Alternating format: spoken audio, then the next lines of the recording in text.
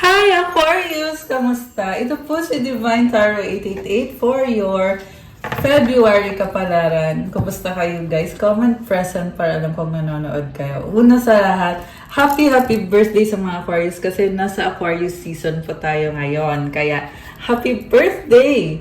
So tingnan natin ano bang energies ang connected ngayon kay Aquarius. Actually may na-ready na akong mga cards. And remember, this is a general reading. Hindi po sa lahat magre-resonate. Okay.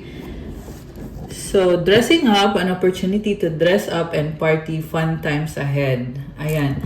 Ang nakikita ko nangyayari sa'yo is inaayos mo yung sarili mo, binabago mo, ini-improve mo yung sarili mo. Like dressing up, nagpapalit ka ng kasuotan. Ibig sabihin, ayun na nga, pinapakita mo kung ano ikaw, kung may nagbago sa'yo kaya ka dressing up. So, this is the better version, the new version ng Aquarius. And, mukhang merong mga celebration, may mga party na pupuntahan. So, kasama na dyan, baka meron kayong birthday celebration, proposal, an offer or proposal in the near future that comes as a surprise. May person na gustong makipag-deal sa'yo or gusto mag-propose. Pwede din tong kontrata, pwedeng job offer, pwedeng romantic offer. And I love it kasi masaya yung energy, positive, and it brings a change and gives you hope. Okay, ang ganda ng vibe mo actually. And you have abundance. Open your heart to receive the abundant love the universe has to offer. So, i-claim mo itong blessing na to, itong energy na to, na-attract mo ngayon itong abundance na to, galing kay God, galing sa universe. Kailangan mo daw buksan yung puso mo para matanggap itong blessings na to. Alam mo, minsan kasi, andyan na yung blessing, pero medyo sarado yung puso, kaya hindi na e-enjoy. And I feel like someone needs to hear this, na kailangan mong buksan yung puso mo, i-allow mo na mangyari itong blessing na to connected sa taong gustong mag-propose sa'yo or may gustong i-offer sa'yo. Kasi itong offer na to, blessing actually. May nakita ko sa na parang hindi mo na-appreciate yung binibigay na blessing. Hindi naman din sa lahat yon. Yung iba naman na-appreciate yun naman. Or medyo doubtful ka lang siguro kung makakabuti ba sa'yo to or magiging masaya ka ba sa blessing na to? Kasi sa nakita ko dito, oo naman, magiging masaya ka naman. So, kailangan mo lang din i-ready yung sarili mo at i-allow na makapasok itong blessing na to. Pwede yung tao na talagang susuportahan ka all the way nitong taong ito. Okay. So, actually ito muna, ibang cards muna ang gagamitin ko bago tayo mag-tarot. Okay. Link. The bond of love grows stronger over time. Oh my gosh. So, mas nagiging strong yung bond ninyo. Moment. Think of a special moment that brought you and your partner a lot of joy. Okay. Alam mo, may person dito. May mga special moments kayo at very special ka para sa kanya. Maze, even if you feel lost, there's always a way through the maze. Okay. So, naguguluhan ka Surprise, you may be surprised. Parang sunod-sunod yung blessing sa'yo. Grabe. Value, focus on things of value. Study, let love show you how to learn from each other.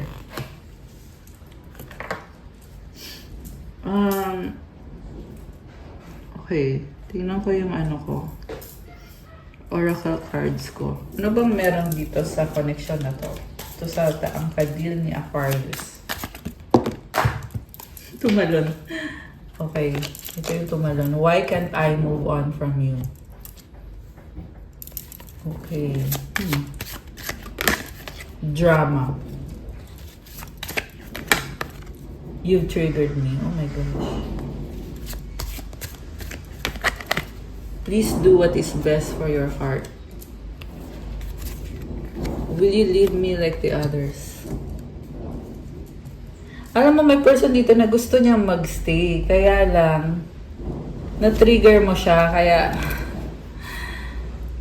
Kaya parang natatakot na siya. I wish I could be fully honest with you. Okay. Marami siyang tinatago eh. May nakita ko nakasara yung heart chakra, tsaka yung throat chakra. Nahirapan siyang sabihin sa'yo yung totoo. Kaya mas pinipili na lang niya na huwag na lang magsalita. So, nagkaroon ng conflict sa inyo kasi drama tsaka trigger eh.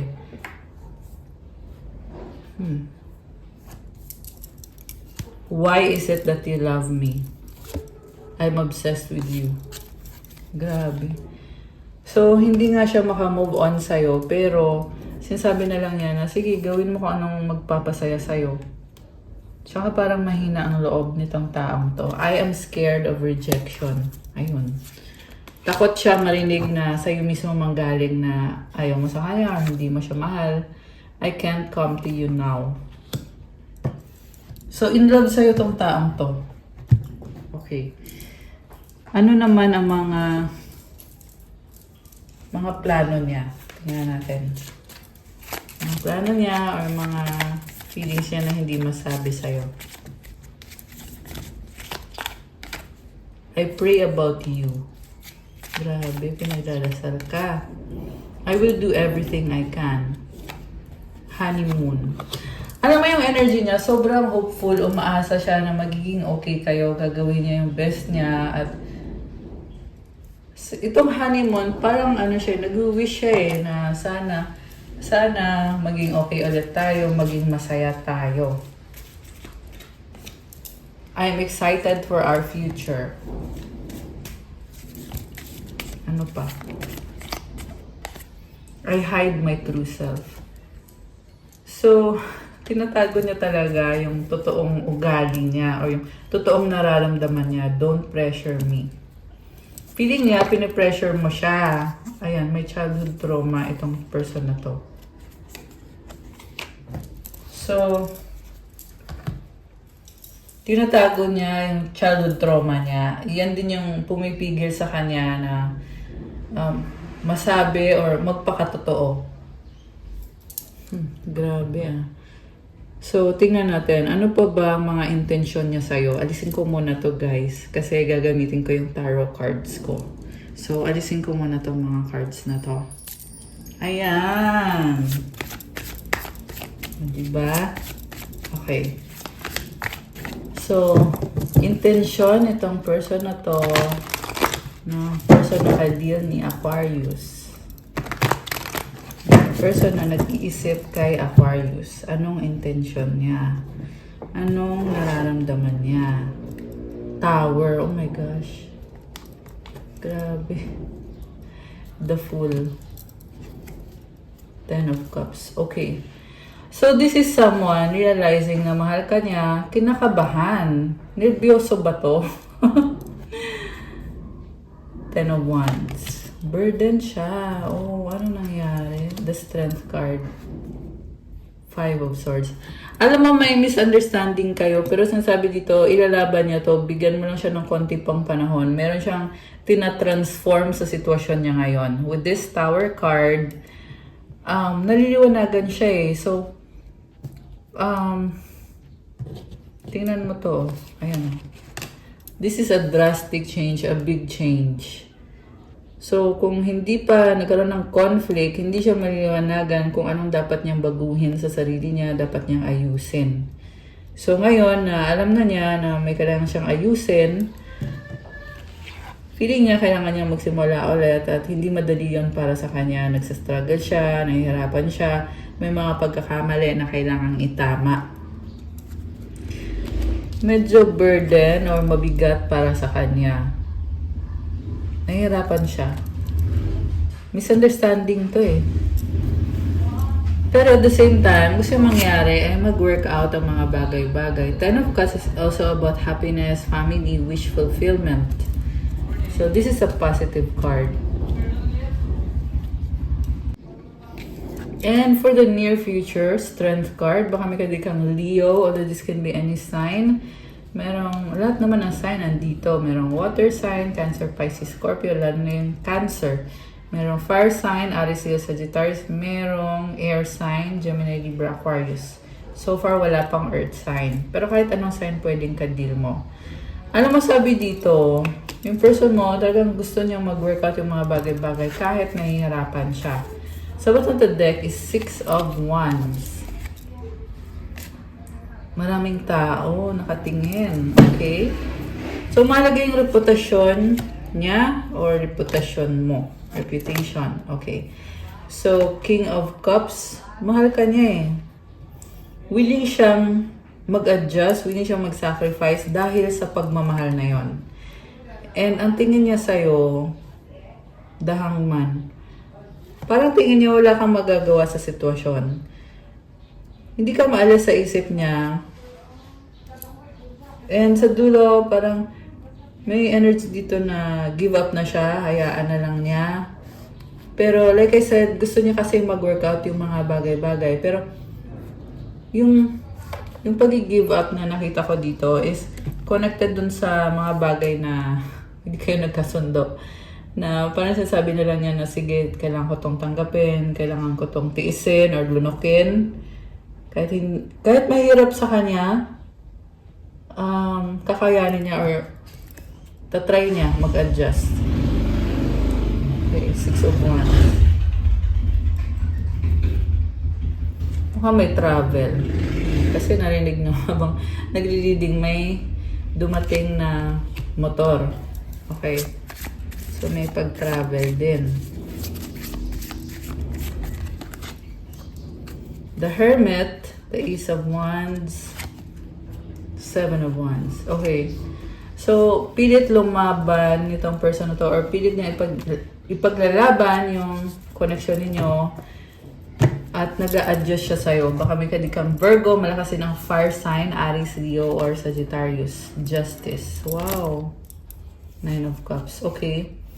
So, sa dulo, ma-achieve nyo naman yung balance, yung harmony with this Justice card. Kaya namang balansehin kahit may mga bagay na hindi kayo sang-ayon sa kanya, hindi siya sang-ayon sa'yo, pero mukhang magkakaroon ng pag-uusap at sa pag-uusap na ito, malalaman kung anong totoo, kung anong kailangan ayusin, kailangan balansehin, and magkakasundo naman with this 9 of Cups. Okay. Ayan, 10 of Swords. Nagkaroon ng ending itong sitwasyon na hindi kayo okay or yung argument ninyo. Alam mo kung bakit may ending? Kasi sobrang stable itong connection ninyong dalawa.